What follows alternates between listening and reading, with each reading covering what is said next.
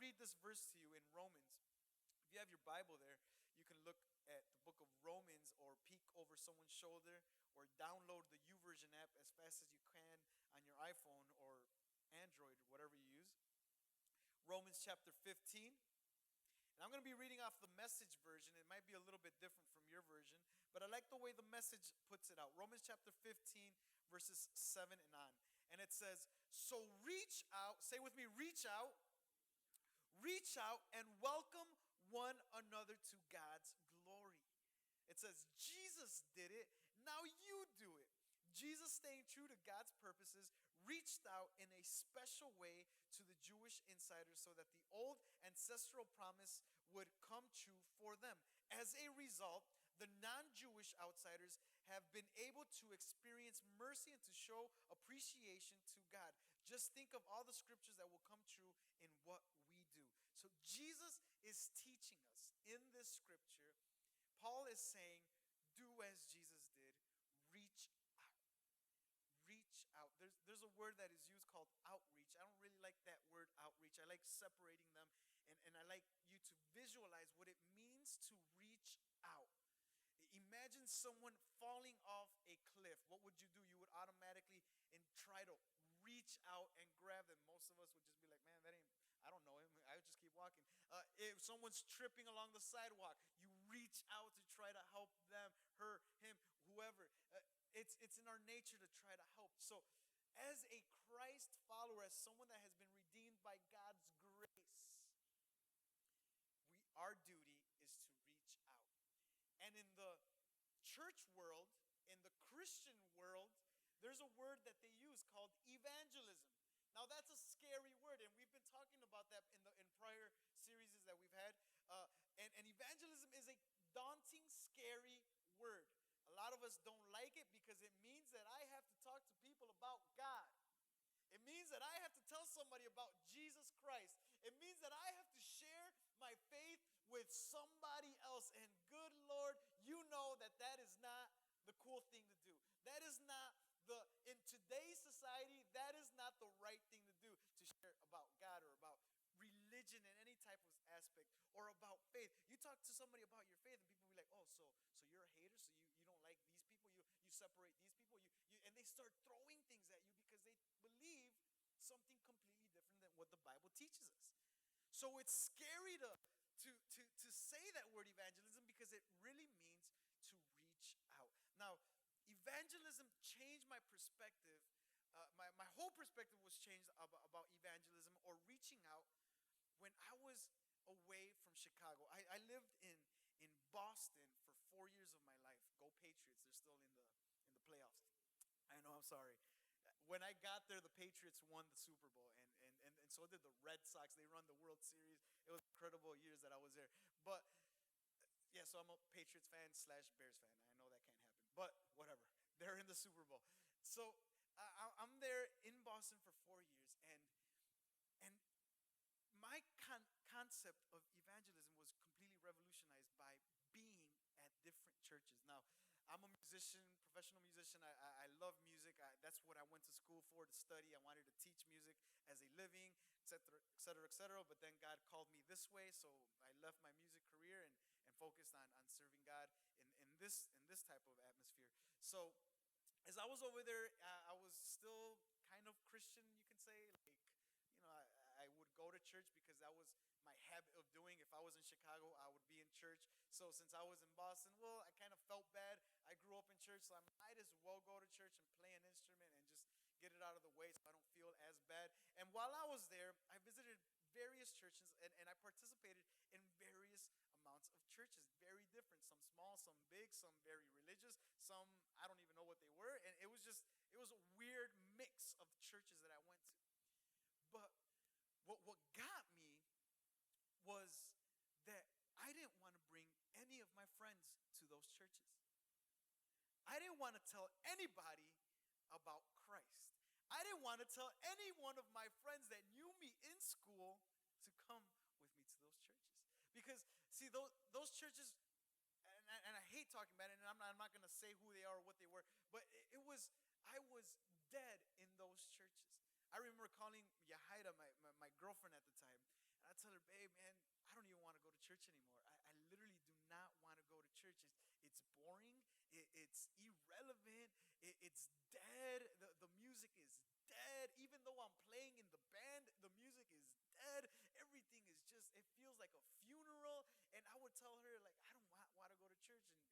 And it was just getting that off my chest. And I did not want any part of anyone to know that I would go to church. But the funny thing was that during this time in school, people would talk to me and ask me various questions about the Bible. Now, wishy-washy Christian that I was, in and out, whatever.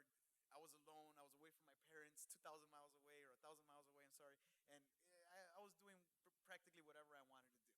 Sometimes that's why kids want to get out of the house so they could go do whatever they want to do.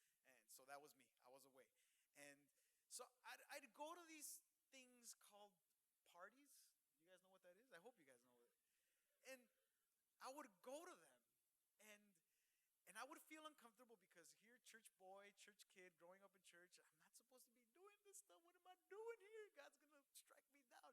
And I would just go, and Yahaira would get mad, or sometimes I wouldn't even tell her. I wouldn't tell my dad. I wouldn't tell nobody. And I would just show up, and I would go there, and I'd look like retarded because I'm standing there, and like I'm not drinking, I'm not dancing, feeling up on any type of girl, doing the movements and stuff. I'm just like in the corner, like, and I would like just have to get a cup to look somewhat like in place because everyone had a red cup or a blue cup, and we're in college, you know. So I was like, well, give me some water, pour some water in here, and just stand there and not do anything. And it was like uncomfortable. My friends would be like, "Hey man, what's the deal with you, man?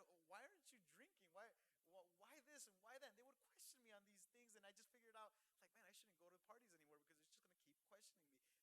They would try to persuade me to go with these girls and do this and do that, and I was just like, man, I would want to, but just I know a little bit about the Bible, and that's just not the way I roll, man.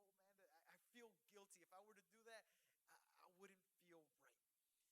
And so, because of that, my friends would come. We would come back to the dorm. We'd come back to where we'd live, and they'd ask, "Hey, so what's the deal? Does the Bible really say you can't drink? Does the Bible say you're not supposed to get into alcohol? The Bible really say you can't sleep with girls? Does the Bible really say you can't do this? The Bible really?" And they would ask me these questions.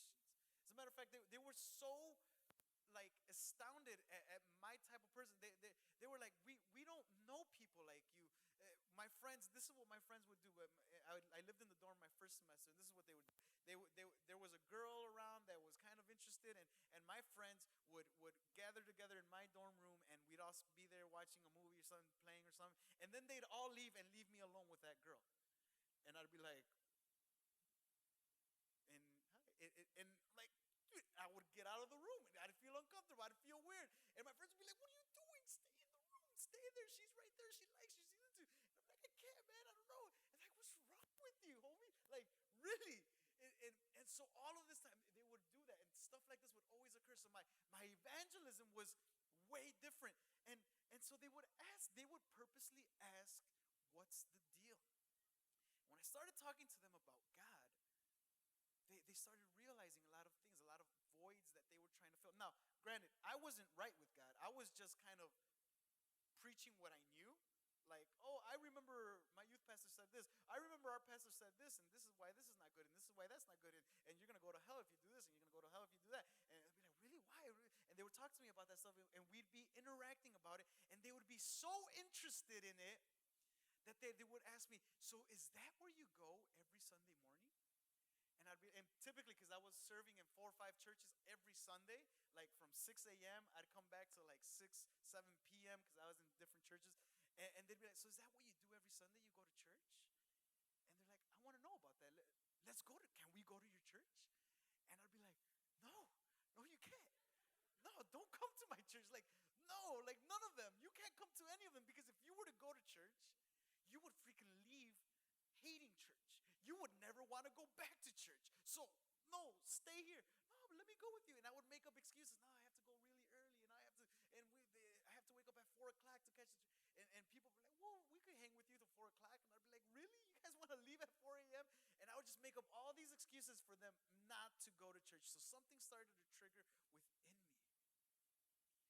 And it started something started to change the perspective I had on evangelism and reaching out to others. I didn't want any of my friends to come to church with me.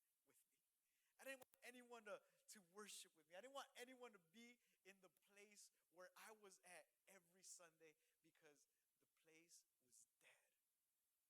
A lot of places had no vision. A lot of places didn't know what they were there for.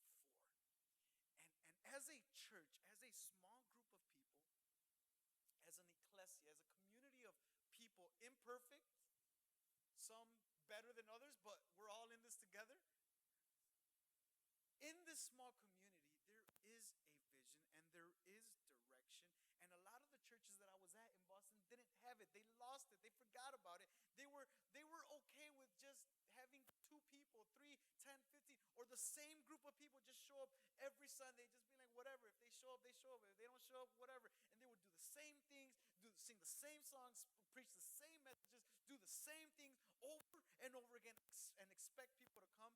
People would never show up. It would just be the same group of people over and over again. They had no vision. They had no passion for what God had passion for. So as we start this year, and the reason why we're getting into this, and part of our mission, vision, is to reach out, let me let you know that that's what we're going to be passionate about. Why? Because God's passionate about it. Why is God passionate about it? Because he found between humanity and himself a great distinction, a great distance. And the only thing that could bring humanity close to him, which is what he always wanted to be, where he always wanted to be, was to send Jesus Christ to die for our sins and allow us to come close to God. We see this throughout the entire Bible. From Genesis, God wanted to be with us in the beginning. God wanted to be with us throughout the prophets. God wanted us to be with us in the New Testament. God has always wanted to be with his people. And that's why Jesus made that bridge so that we could be close to our Redeemer, to our Savior. And so, since God is passionate about it, we are to be passionate about it as well. And we see how God did it, and we see what he had to endure by sending Jesus Christ for us, for you, for every single one of us here. And we see all of that he had to do, and it's all about passion. I mean, we spent 3 weeks. If you haven't seen the series is on our webpage, torch-church.com. Go look it up. It's called The Heart of God. We talked about what's truly at God's heart, and it's people. People. Yeah, that person sitting next to you is important to God. Take a look at him. Take a look at her. You're like, man, I don't know why you're important to God, but for some reason you are. And I don't know why God loves you, but for some reason God does love you. And as I was hearing this video, one of the first voices that is so unmistakable was the voice of Billy Graham. And he's preaching about extending the invitation, about preaching the gospel, about saying what is in the Bible. And I remember reading his biography, and part of his biography, when he's 13 years old, he says that he reads Matthew chapter 28, where the Great Commission is said and is spoken. And the Great Commission says, "Go ye into all nations, preach the gospel, show them, teach them, make disciples of all people." And so Billy Graham, at a young age, 13 years old, reads this message, takes it to heart, becomes passionate for that vision of God. He says, I'm going to do as this book is saying. And he goes on, and his whole life is about that specific purpose. Can you imagine his first stadium he had to rent? A young kid, 18, 19 years old, renting out the first stadium to bring people to Christ. A couple years ago in 2005, Billy Graham, on one of his last crusades, about 90 years old. 90 years old. Most of us right now, we can't even move that quickly ourselves right now. We're only 30 years old. This guy, 90 years old, he stands up in front of a stadium filled with 250,000 people. And his message has been the same since he was 13 years old. God loves you. And that's an unmistakable message, because the world and most of us sometimes think God is against us. Sometimes we think that God wants bad things for our lives. And Billy Graham would always say, as long as you're here, and if you don't remember anything else that I say, he would always say this. Remember this. God loves you. God gave his soul for you. God gave everything for you. Billy Graham would always end his preachings that way. He would start his preachings that way. He would end his preachings that way about God's eternal love. He was a man with a vision, a man with a passion. He's about 95 years old right now. He can't move as much, he can't speak as much, but he's given his life for that specific purpose. And so, as a church, and I don't like saying church because it sounds too churchy, as a group of people, as a group of faith people, people of faith, maybe you're far from God. I don't know where you're at in your spiritual journey. Maybe you were close to God at one point and you became real far, or maybe you've just been far away from God for a while, or maybe you've just been hearing about God for a while and decided to give him a chance on a Sunday morning. Thank the person that invited you if that's the case. But if you've been far from God, where you're at right now, this is our moment. If God is passionate for you, we will do our best as a group of people to make sure that we love God with all of our hearts, and make sure that our prerogative as people of faith is to love one another, is to love those that are not here, is to love those that are less fortunate, is to love those that are in need, is to love those that no one else loves. And that's what God is calling us to do. That's why Paul teaches us in Romans, reach out and welcome one another into God's glory. Our duty is to reach out. If you remember when we talked about the heart of God, we talked about Matthew chapter 28, verses 18 through 20. And it says, Jesus says, instruct them, teach them. I will be with you in all of this, all the time. Every time you do this, I will be there with you. So remember that it's our duty, it's our prerogative to go out and reach for those people that are far from God. Because we all know those that need him. We all are surrounded with people that need God. We all know that there's people out there that need God.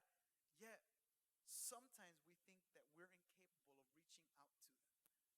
And I remember growing up and in church and hearing this word evangelism. I don't know what comes to mind when you hear the word evangelism. Maybe that's a church word that you have no idea what it means. But I remember growing up and thinking about evangelism, and every time people said evangelism, I got scared because I had to go.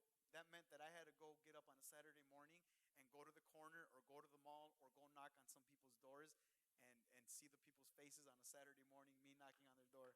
Hey, if you die today, are you going to hell or are you going to heaven? And ask the same question over and over, not care at all about who they are, where their stories are from, nothing of that. It was just asking the same question. So evangelism to me was very scary. So I don't know what goes on in your brain when you hear that, but evangelism is a simple reaching out. It's our faith in action. It's who you know, what that person has done in your life that allows you to reach out at the appropriate moment. That's what happens when someone is passionate for God and for what he's passionate about.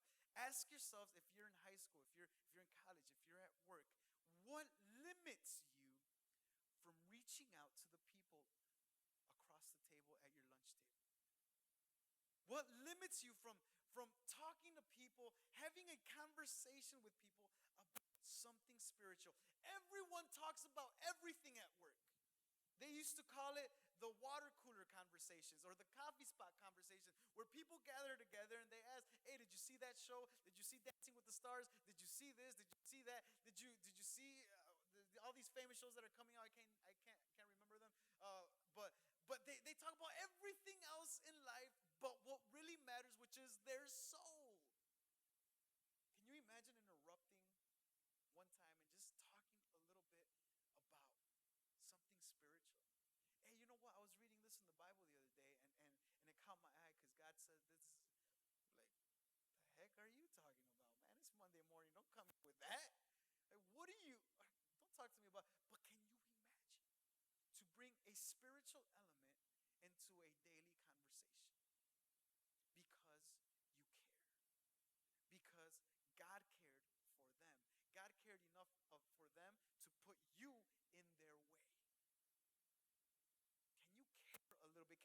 imagine living your life as if though everyone you encountered must be exposed to God's glory?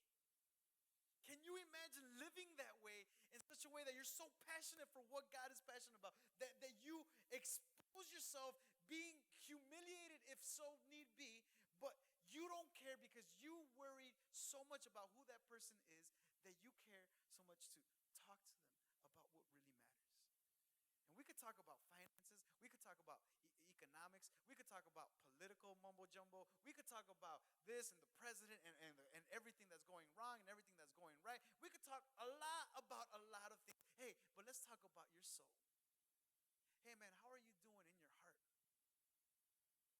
Hey, man, I know that you've been going through this divorce for a while.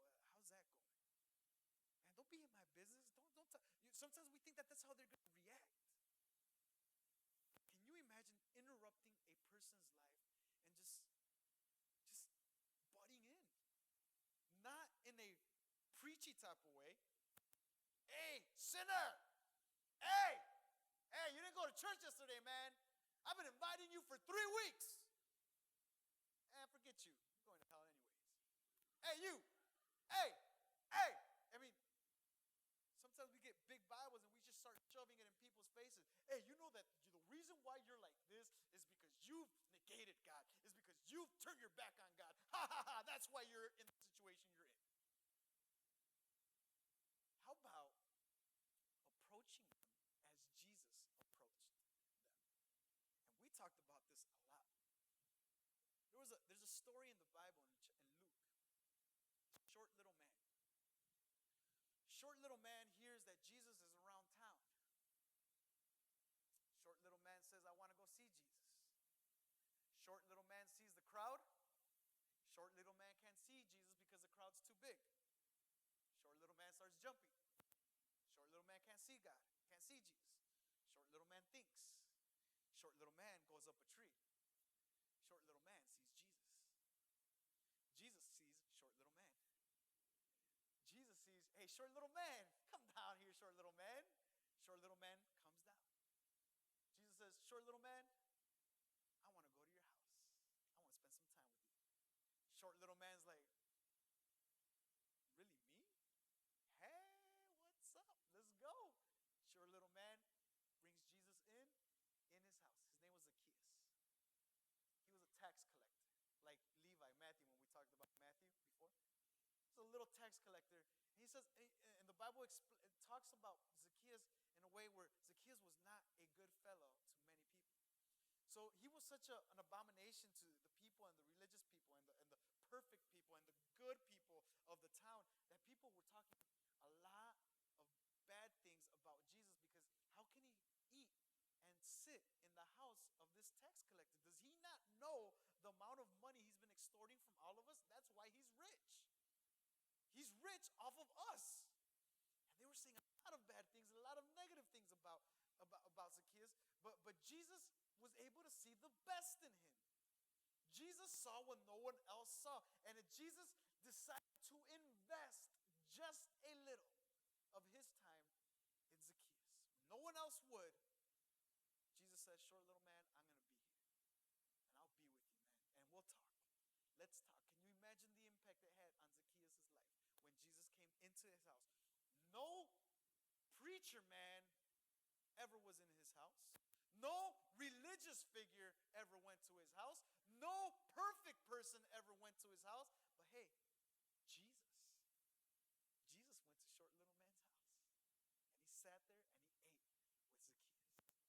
And that's the approach that you and I must be aware of when we are expected to reach out. What are we reaching out for? Who are we reaching out to? What are we supposed to say? Look, I'm an introverted person at my core. I prefer to stay to myself. I'm not too big into crowds. I'm more of just an introverted person. I don't like talking with a lot of people.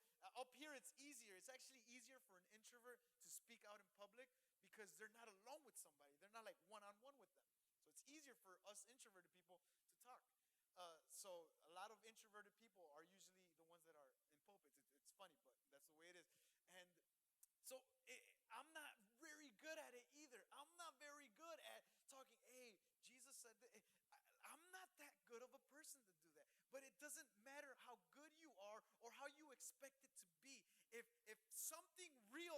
happened in your heart, if something real has happened in your soul, if something real, spiritual has revolutionized the way you see life, and you are now a better person because of it, if that's real enough for you, that's good enough to God to put himself in you so you can start bringing that to light. See, evangelism is faith in action. You cannot say, I am a faithful follower of God, and the only type of evangelism I do is on Facebook. And the only type of evangelism I do is on Instagram. And the only type of evangelism I do is on Twitter. All I do is quote verses and say this and say that, but let them read it. And let the sinners read it, and let them come to church after they read what I put. But shoot, you want me to go talk to somebody? You want me to go share my faith with somebody? Heck no. I'll follow. Let them follow me on Twitter. Let them friend me on Facebook, and they can see what Jesus is all about with all my Bible verses, with all my Bible knowledge, with everything I know about God. Boom, Facebook. That's not the way it is. I mean, that's good that we do that. It's good that we share some verses. It's good that we share some spiritual thoughts, especially on Facebook. Facebook needs to get cleaned up a little bit, so it's good that we put that stuff out there. But that's not all it. I mean, you cannot expect to come to faith, stay in faith, be a faithful Christ follower, grow in knowledge, grow in God's love, and then negate everyone else that is not where you're at. I was sharing in the previous two services that the Christian follower, the Christ follower, in his first 8 years, year by year, his outcry of evangelism, or his outpouring of evangelism, or his connection with evangelism keeps going down. The first year, they statistics say that between 20 to 25 people he's in conversations with about Christ. Second year, it goes down to 15. Third year, it goes down to 10. Fourth year, it goes down to 5. And by the fifth year that he's continuously walking in Christ, walking as a Christ follower, he no longer shares his faith with nobody, with anyone. And that's sad. Because isn't it the opposite? 2 weeks ago, we shared about spiritual maturity. And spiritual maturity has everything to do with our level of evangelism. The more we grow with Christ, the more our evangelism must be evident. You want to see a spiritually mature Christ follower, you start seeing that the people that he hangs out with, or the people that he brings to church, are a lot. People that have been satisfied with themselves and with their own Christianity, with their own self-righteousness. I don't need to talk to anybody about Christ. I don't need to do this. I just go to church. I give my offering because, after all, that's all really what they want. They give the offering. I volunteer whenever I can. I do this. I do that. But that's it. That's my Christianity. That's the way I follow God. That's not the case. And so the statistic is scary, because the more you're involved in the Christian life, the more you detach yourself away from the people that really need it. And that's sad. And then what ends up happening is that and this has happened to me, friends, this has happened to me. I'm not just pointing, I know the stories of some of you know, I'm not pointing you guys out. This has happened to me in my Pharisee type of way, in my religious type of way. I became so involved with just me and being self-righteous and being spiritual and praying and seeking God and praising God and preaching that I forgot about the world that was out there. I forgot about friends that I knew needed God. And I just kind of shunned them off and put them away, saying, well, let them find God on their own. They heard me talk about God once. If they didn't like it, whatever. And that was starting to happen to me, so I started shunning myself out. And my closest friendships were all Christian people. And everyone that surrounded me, Christian people. And I would wake up and I'd go to work at church. I'd go hang out with church friends. I'd do activities with church people. I'd do all this church, and always with Christian people. Because I was always growing up that you can't put yourself together with darkness, because the light has nothing to do with darkness and all this stuff. And I was always put away from that. And so I segregated myself from the world, from people that really needed God. And that's not the way Jesus did it. Jesus purposely went to those that needed him.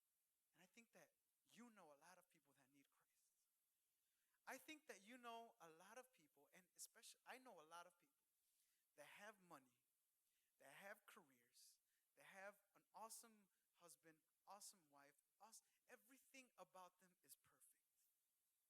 But they come crying and they come asking, how do I how do I lose this depression? Why? Because they haven't found the true fountain of life, which is found in Jesus Christ. And who's going to give it to them if you and I just keep it to ourselves? A couple of weeks ago, this started to hit home. And I started seeing my neighbors. I started seeing the people around where I was. And I told you guys, can you imagine living with having the purpose in your heart that every person that you live around, every person that you come across on a daily basis, that you're worried about them for Christ. You're worried about where they're at. And so I would see my neighbor, and before with my neighbor, because I'm an introvert, I would just be like, hey,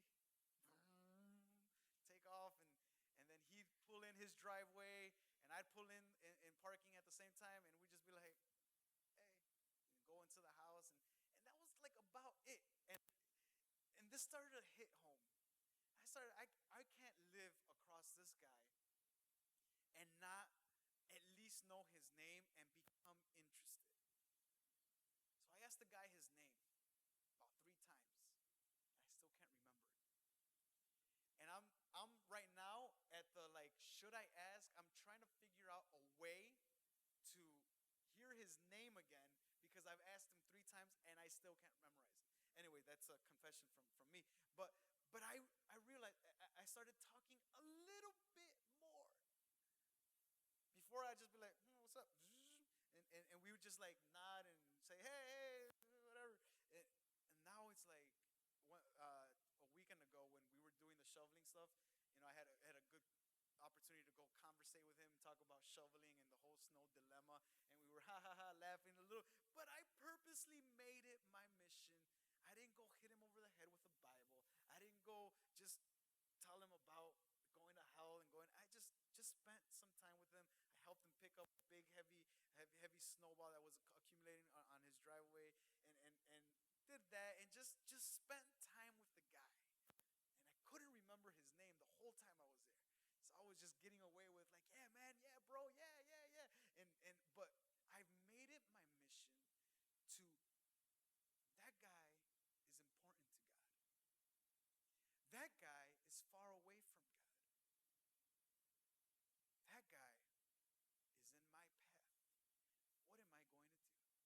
Just live like he doesn't exist? Just live off, hey, hi, bye? Is that it?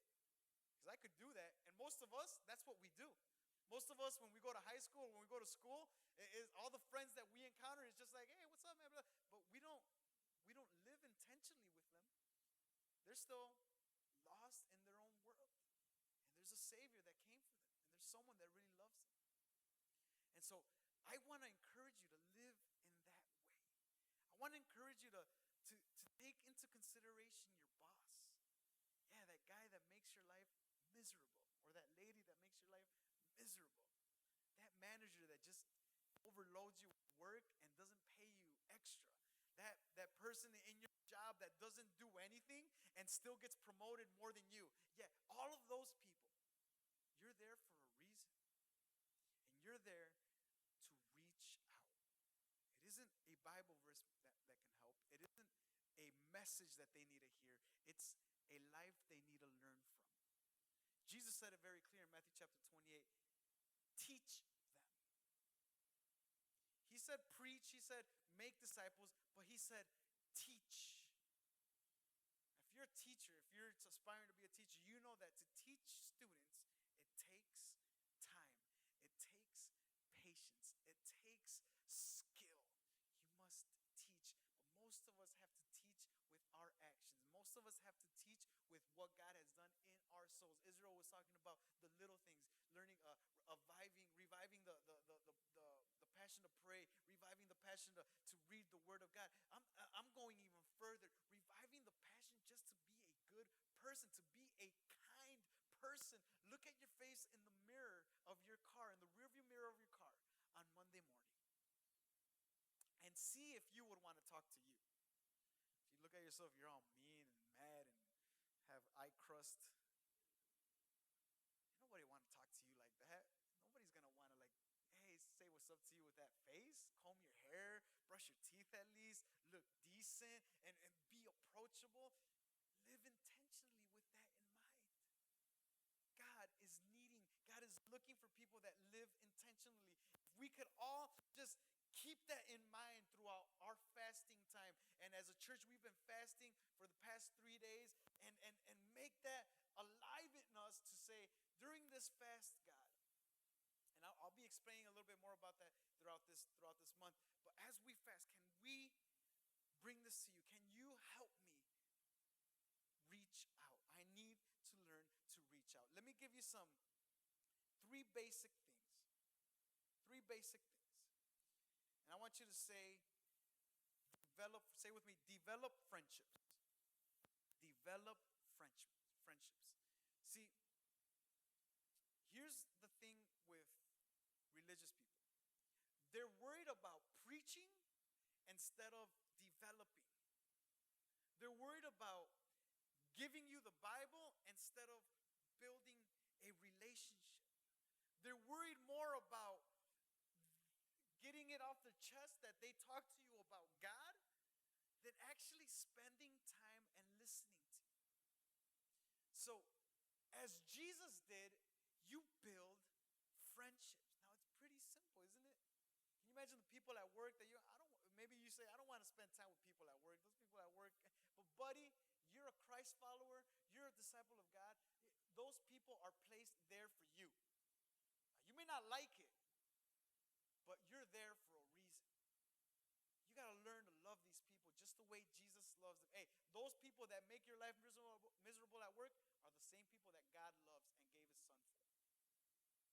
So why don't you start making some friendships? Why don't you start developing friendships? And that's difficult. For an introvert, that's difficult. But I've tried, and I'm doing that with my neighbor. I'm doing that with him.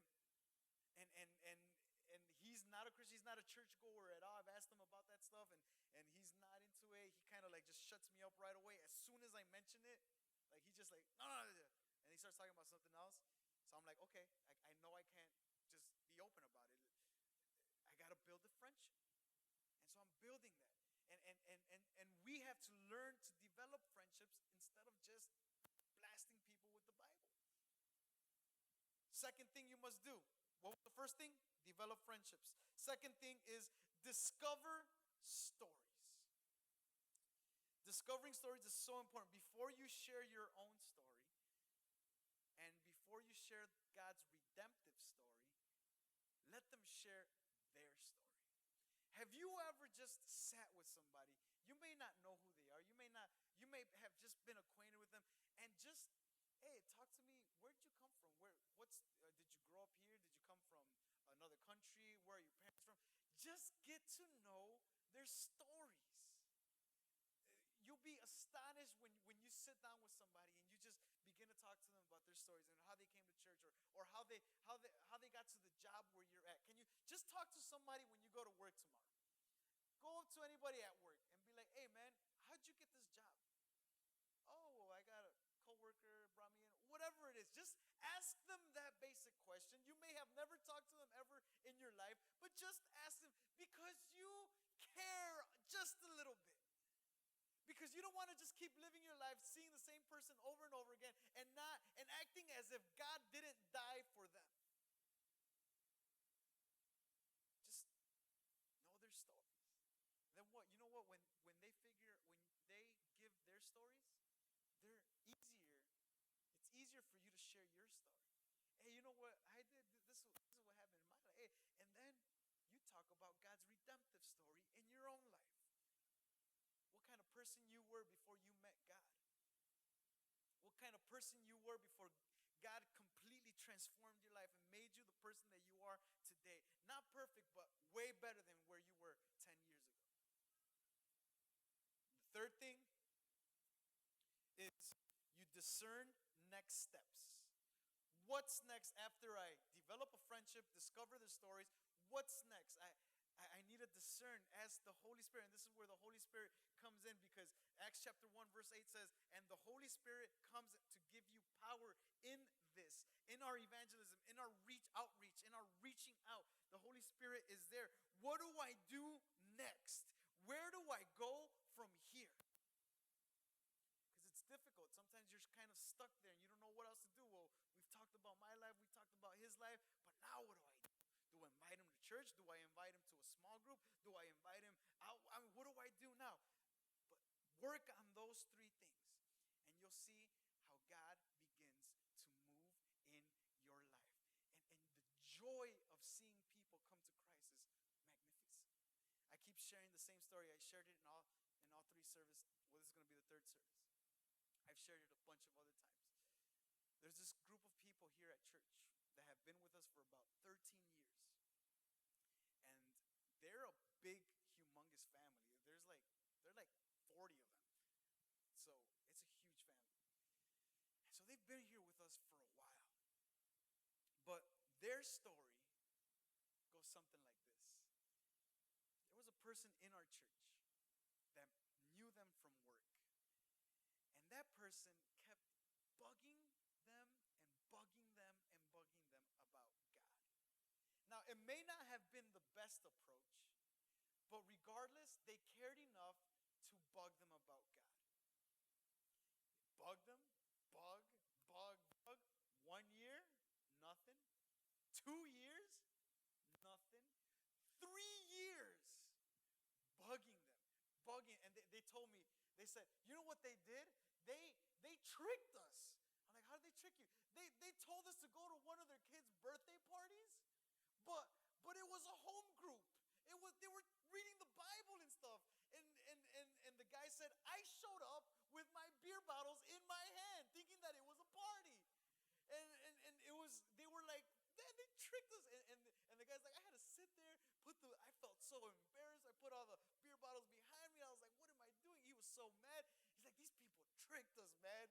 And so 3 years talking to them, God, Jesus, love of Christ, helping them in their marriage, helping them in everything that they were going through, bad times, good times. They even went to their birthday parties. The people that were inviting them went to their birthday parties, and they told us, man, when we went to their birthday parties, we felt weird because everyone was drinking, everyone was drunk, everyone was partying it up, and we were like the only ones there with no alcohol in our hands. And so it was vice versa, everything that they had to go through. But 3 years later, these people got to stand at the foot of the church and see this beautiful family that God so desperately loved and so desperately gave his life for. He saw them come through the doors of the church and never look back. 13 years later, they are here serving in the house of God. Their sons, some are in the worship team, some are in the media team. One of them is one of our marriage pastors. Another one of them, they lead our entire extension ministry. Some of them work with us at church. I mean, this family came to Christ because one person cared enough to say, hey, how's your life with God? They're here. And every time I see them, I remember that, because I'm like, man, I can't believe that's how you came to God. That's how you came to faith in Christ. And 13 years later, you're still here. That's amazing. And I would ask them, like, what would have happened if you didn't come? What would have happened? And one of them, one of the strong leaders there, they're like, man, I seriously think my marriage would have dissolved.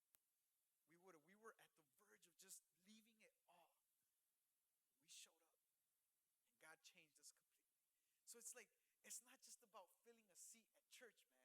This isn't evangelism. Evangelism isn't inviting as many people to church and making them sit down to hear some dude talk about the Bible. That's not the goal of evangelism. That's part of it, where they could come together in faith and come together and worship with a group of people and love God and serve each other and serve and love each other. I mean, that's part of it, but that's not our ultimate goal of evangelism. Evangelism is our faith in action?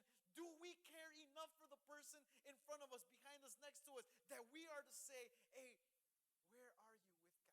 Now, that may not be the best direct way to do it, but at least you get the hint, you get the idea that it is up to us to go discuss with them where they're at with God.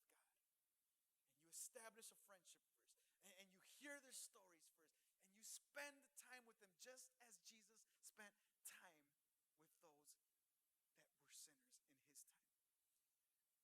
Jesus spent time at the houses of sinners, and ironically, the first time he comes to preach Jesus, he goes through a 40-day fast, he gets baptized, and he's about to start his ministry, and he goes to preach his first sermon in the synagogue, in the temple, in the church building where all the religious people were, and he stands up and he starts preaching out of Isaiah, I've come to set the captives free, and he starts preaching all this good stuff, but the religious people didn't like it.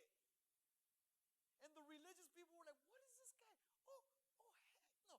They grab Jesus, they take him to a mountain, and they're about to kick him off the mountain. That's how bad they didn't like Jesus' sermon. Now, I hope I never give a bad sermon like that so that you guys want to kick me off the Sears Tower or something. But the sermon was so bad, according to them, that they wanted to kick Jesus off the mountain. Jesus is like, man, in the prophet is not known in his hometown. So he's going to take his gospel, he's going to take his word, his message to those that need it. Because apparently, you religious people, you don't need it. So good luck. I'm going to go with those that really need it. And so Jesus goes, and one of the only other times Jesus is in the house of a religious leader, of a Pharisee, of a good person, of a Christian, he's sitting at their house. And the whole time he's there, they're trying to dissect Jesus and try to catch him in like a lie, or try to trick him. And this lady, this nasty prostitute girl, finds out that Jesus is in the Pharisee's home, and she goes running to him and goes to his feet, starts wiping his feet, kissing his feet, and spending time and praising him and worship. And the people there couldn't stand it. They hated what was going on.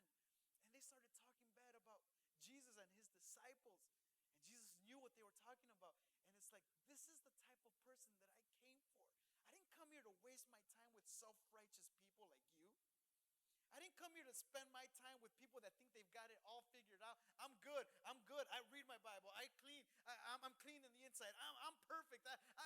Jesus is like, oh, that's fine. Then if you think you've got it made, then go on your. But these are the type of people that everyone has shunned out, that everyone has put aside, that everyone has looked the other way to, that everyone has kind of been disgusted to. These are the type of people that I came for. And if she wants to worship me, then I will allow her to worship me, because you don't do it. He's talking to religious people. So Jesus had a tough time with religious people. That's why his time was spent in the houses of those that really needed him. And it got to me this couple weeks ago. I was invited to a house to go eat, and inside me, my religious old nature inside of me that God has been ripping out, inside of me I was like, don't go. They're not Christian. Their lifestyle is not what you accustomed to. You don't preach that. You're against that. That's not part of your religion. That's not part of your faith. No, don't go. And everything inside of me was like trying to make it right. Yeah, okay, I'm not gonna go. Because no. And then it slaps me in the face. It's like, what are you preaching if you don't go? And I was like, God, thank you. I was reading Luke, and I'm glad I came across these chapters, and I go. I sit down. Both my wife and I go. We sit down, we eat, we have a good time, we laugh, we talk, and then I leave. And when I get to the house, about 20, 30 minutes later, I receive a text message from the person that invited us. And the text message says, I can't believe you came to my house. It was an honor to